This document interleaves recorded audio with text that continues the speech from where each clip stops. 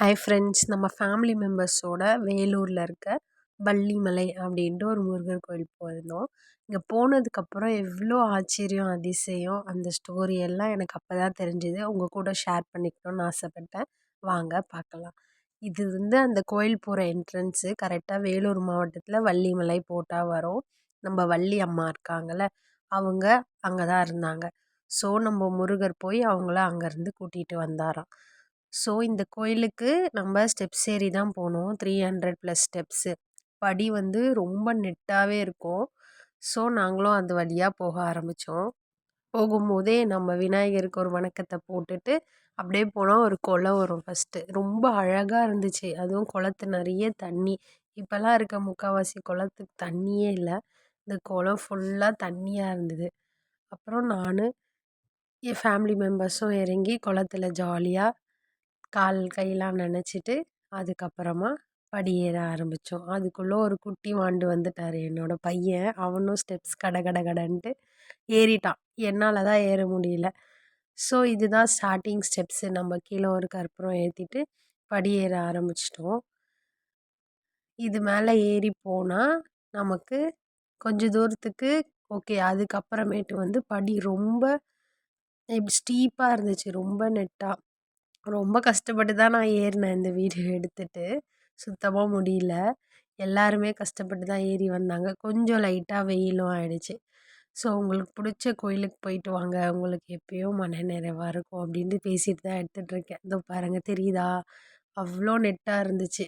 நம்ம அந்த ஆர்ச் கிட்ட வந்துட்டோம். வந்துட்டக்கப்புறம் மேலே ஒரு அழகான வியூ. அந்த மலை மேலே போயிட்டோன்னா ஜில்லுன்னு காற்று. அப்படியே ஒரு 300 ஸ்டெப்ஸ் தான். அப்புறம் வெளியவே நம்ம மயில் இருந்தாங்க. அது கல்லுலேயே செஞ்சு அழகா இருந்துச்சு. ஸோ நம்ம மயில் வாகன கும்பிட்டு அழகாக விளக்கேற்றிட்டு அதுக்கு மேலே கோபுரம் இருந்துச்சு. பாறை மேலே இருந்துச்சு. எனக்கு பார்க்கவே பிரமிப்பாக இருந்துச்சு. வெளியே இருந்தே கொஞ்ச நேரம் நல்லா காற்று சுற்றி பார்த்துட்டு இருந்தோம். ஜாலியாக இருந்துச்சு இந்த வியூஸ்லாம் பார்க்கவே. அதுக்கப்புறமேட்டு நம்ம இந்த கொடி மரம் அதெல்லாம் பார்த்துட்டு ஜாலியாக என்ஜாய் பண்ணிகிட்டு இருந்தோம். அதுக்கப்புறம் நம்ம உள்ளே போக ஸ்டார்ட் ஆகிட்டோம். உள்ளே போயிட்டதுக்கப்புறம் எனக்கு செம்ம ஆச்சரியமான பிரமிப்பு.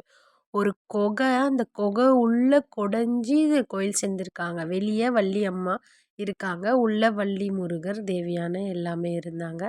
அங்கே போயிட்டு அர்ச்சனை பண்ணிவிட்டு பார்த்துட்டு வந்துட்டோம். அங்கேயே உட்காந்துட்டு இருந்தோம் அமைதியாக. ஒரு 15 மினிட்ஸ் கிட்ட 10 மினிட்ஸ் கிட்ட அங்கேயே உட்காந்து மனசார கண் குளிர பார்த்தேன் முருகனை. எதுவுமே நான் கண்ணே எடுக்க முடியல. போயிட்டு முருகனை மட்டும் கண் குளிர பார்த்துட்டே இருந்த குட்டி முருகன் தான். அப்புறம் வெளியே வந்தோன்னே நம்ம குட்டி குட்டி நண்பர்கள்லாம் உட்காந்துட்டு சேட்டை பண்ணுறதாங்க. அவங்களுக்கு வாழைப்பழம், தேங்காய் அதெல்லாம் கொடுத்துட்டு கொஞ்ச நேரம் விளையாடிட்டு இருந்தோம் அவங்கக்கிட்ட. எவ்வளோ அழகா மாம்பூ சாப்பிட்றாங்க பாருங்கள். அதுக்கப்புறமேட்டு அதுக்கும் மேலே ஒரு கோபுரம் இருக்குன்னு சொன்னேன்ல, அதுக்கு மேலேயும் போய் வீடியோஸ் எடுத்தோம் ஃபுல்லாமே. அதுக்கு மேலே ஸ்டெப்ஸ் மாதிரி இருக்குது. அது ஏறி போனால் வந்துடும். அங்கே வீடியோ எடுத்துகிட்டு அதுக்கப்புறமா இறங்கி வந்துட்டோம். படி கடகடன்ட்டு இறங்க ஈஸியாக இருந்துச்சு. இறங்கிட்ட அடுத்த கோயிலான ஞானமலை அப்படின்ற கோயிலுக்கு போனோம். ஸோ நம்ம முருகர் போய் வள்ளியை அங்கே தூக்கிட்டு அங்கேருந்து இந்த மலைக்கு வந்தாராம். எதுக்கு இந்த மலைக்கு வந்தாருன்னு பார்ப்போம். இந்த மலையிலேருந்து பார்க்குற வியூ பாயிண்ட்டும் செம்மையாக இருந்துச்சு. அது பின்னாடியே ஒரு ஏரி மாதிரி குளம் மாதிரி இருந்துச்சு. சூப்பராக இருந்துச்சு. ஸோ இந்த கோயிலுக்கு பேர் குரவிய தழுவிய குமரன்ட்டு. நம்ம முருகர் அங்கேருந்து இங்கே தூக்கிட்டு வந்து அவரோட பாதம் அங்கே கல்யாணம் பண்ணிக்கலான்ட்டு நின்னாங்க. ஆனால் அந்த மலை ஸ்ட்ராங்காக இல்லாமல் அப்படியே உள்ளே போயிடுச்சாம். அங்கே அவரோட பாதம் அப்படியே இருந்துச்சு. முருகரோட 2 பாதம், அம்மனோட பாதம். ஆனால் அதை எடுக்க முடியல. ஸோ அங்கேருந்து நெக்ஸ்ட்டு முருகர் என்ன பண்ணான்னா வள்ளியை தூக்கிட்டு திருத்தணி வந்துட்டாராம் ஸ்ட்ரெயிட்டாக. ஸோ அந்த மலையில் நம்மளால் நிற்க முடியல. மேனேஜ் லைக் உள்ளே போகுது மலை ஸ்ட்ராங்காக இல்லைன்ட்டு ஸ்ட்ரெயிட்டாக திருத்தணி தூக்கிட்டு வந்துட்டாராம். நாங்களும் அங்கேருந்து திருத்தணி போயிட்டோம். போகிற வழிலாம் அந்த சவுக்கு தோப்பு சூப்பராக இருந்துச்சு. கோபுரம் புதுப்பிச்சிட்டு இருந்தாங்க. அதனால் எல்லாம் கட்டி வச்சுருக்காங்க. திருத்தணிலேருந்து சொல்லவே தேவையில்ல. செம்ம வியூ அங்கேயுமே. அங்கேயுமே பார்த்து என்ஜாய் பண்ணிட்டு சாமி நல்லா தரிசனம் பண்ணோம். மதியம் டைமில் போனோம். காலியாக இருந்துச்சு. உள்ளே நல்லா அர்ச்சனை பண்ணிவிட்டு வில்வ அர்ச்சனை பண்ணிவிட்டு உட்காந்து அமைதியாக எல்லாமே சுற்றி வேடிக்கை பார்த்துட்டு தரிசனம் பண்ணிவிட்டு வந்தோம்.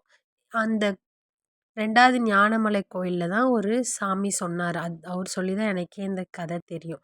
அது இல்லாம அந்த கோயில்ல வந்து ஒரு முனிவர் தவம் செஞ்சாராம். அதனால ஞானமலைன்னு பேரு. இந்த ஸ்டோரி உங்களுக்கு பிடிச்சிருந்தா லைக், ஷேர் பண்ணி சப்ஸ்கிரைப் பண்ணிக்கோங்க ஃப்ரெண்ட்ஸ். எல்லாரும் எப்பவும் ஹாப்பியா இருங்க.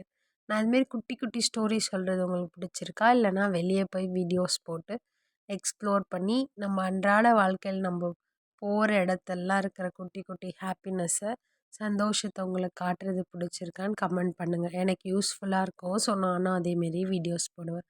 பாய். எல்லாரும் எப்பயும் ஹாப்பியாக இருங்க.